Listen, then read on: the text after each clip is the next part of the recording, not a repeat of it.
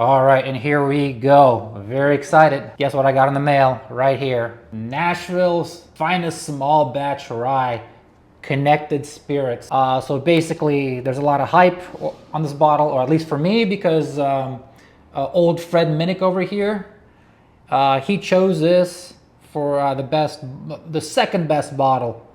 Only Russell's Reserve 15 beat this, meaning this beat out Pappy's, George T. Stagg, a $7,000 bottle of Weller Millennium, stuff like that. So very, very excited. Now, one of my buddies watched Fred's actual live stream where he selected all those blind, and at the end of the live stream, you had the results basically, and only next morning I actually checked the list before he made that beautiful graphic that everybody shares online and tries to get everybody's thoughts. Well, that graphic is made way later. If you watch the live stream, you can get the full results, and I was just trying to see if any of those bottles were available for sale, and sure enough, the next day, this Nashville was still for sale on the website, so I just got two.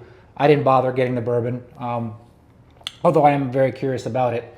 However, I must say this bottle is shrouded in mystery, because how come, I mean, until old Fred here tasted it, maybe it's a conspiracy theory, I don't know, believe what you want, but it seems like, to me, it seems like they almost tailor-made this bottle for him in a way, because if you go to the Nashville Barrel Company, this is a very new product. If you go to their store, they didn't even have a picture image of the bottle.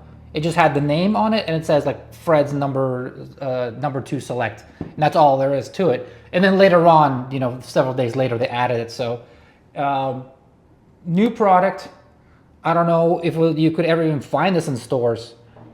Maybe that's not Nashville Barrel Company's fault per se, because I know America has this weird antiquated distribution system. That, and also too that it's a little mysterious, shrouded in mystery here. I mean, it's distilled in Indiana and bottled and aged in Tennessee. So, but the label here has a lot of stuff about Kentucky, which I'm not even sure how Kentucky is related to any of this. I'm assuming this is a product lineup that was sourced stuff from Kentucky before, or they plan on doing stuff with Kentucky, but right now it's only 2 states, Indiana and Tennessee, at least that's what I understand. Anyway, so instead of doing a straight up review, I think I'm super biased. Kind of these labels and brands and stuff like that cloud my judgment. So this is what I'm going to do. I'm going to blind it, because I would just see oh, look, this is highly reviewed, highly sought after bottle, and it's on this list, and I could try it and I love it. I'm going to do something different.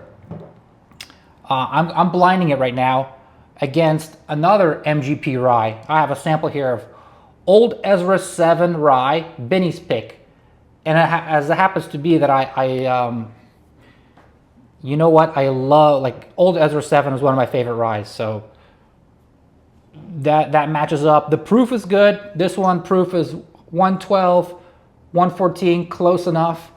I wish I had another MGP rye. There's a bottle called, I've been keep meaning to make a video about it, just never get to it. There is another bottle called Down Home or something like that, and it's stores can't move it. It's down home, 17-year-old rye. Stores can't move it. It's in the bargain basement. I know a guy, I think his name's Adam. He got it for $100 at the party store's discount aisle. Well, that's 17-year-old MGP rye at 120 proof. Just the label is very ugly. It's probably the biggest bourbon marketing fail of all time. Anyway, I'm gonna try to track down that bottle, but and then that would be good to put this in the blind. But I don't have it. He gave me a sample, and I thought it was phenomenal. But anywho, here we go. Let's just, all I have here is Glencairn A, Glencairn B. Let's get into nosing them. So, ooh, okay. Yeah, so B has this beautiful, berry nose. Actually, one sec, let me check in the color. I would say B is slightly darker than A. Slightly.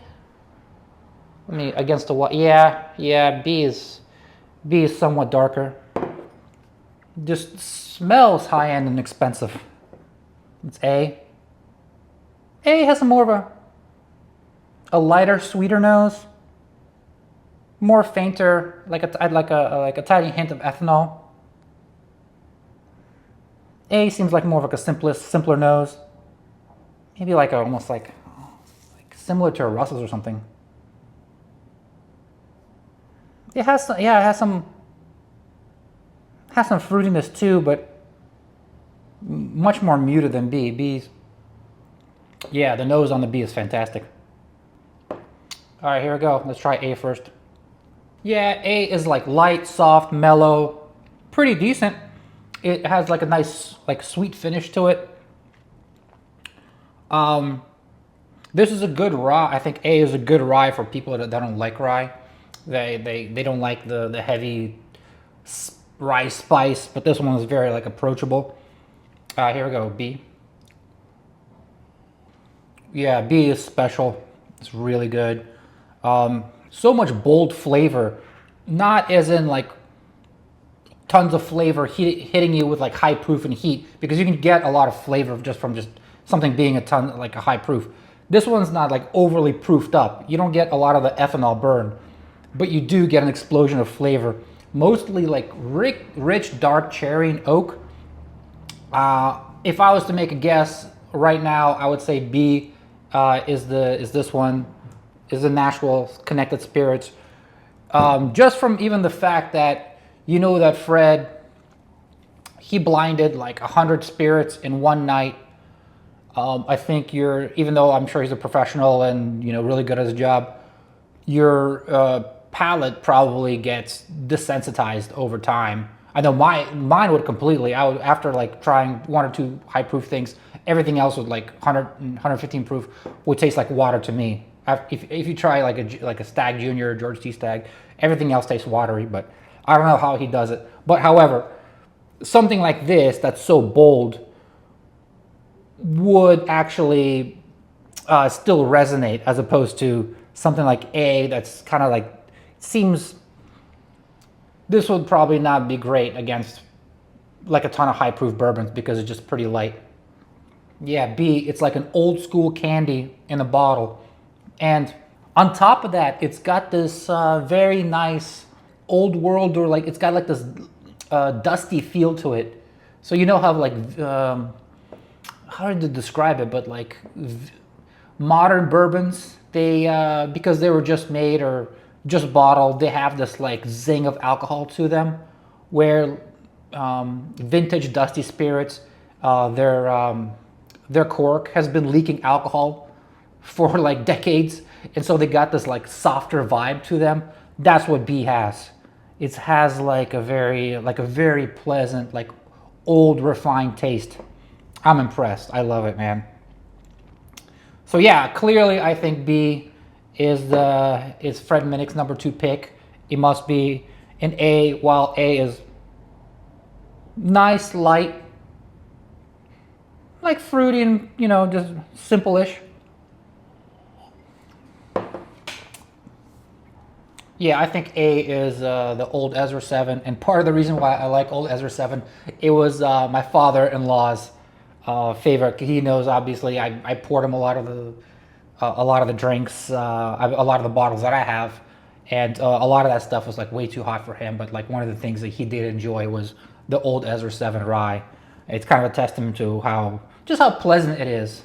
It's probably not like bourbon connoisseurs, you know what I mean, like favorite bourbon, but it's just pleasant. So it has like a nice warm spot in my heart. All right, ready for the reveal. Da-da-dum, drum roll. A, I think it's the Old Ezra 7.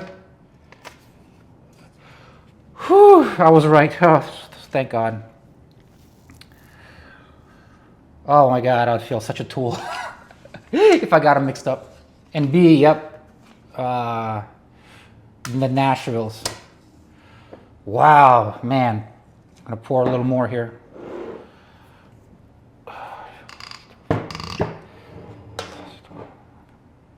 Yeah, man. This this Nashville rye, man, it's good. It's good. I think in a blind, it could hang with B-Tech, 100%. Don't let this like just plain Jane label fool you, man. It's really good. All right, see you guys.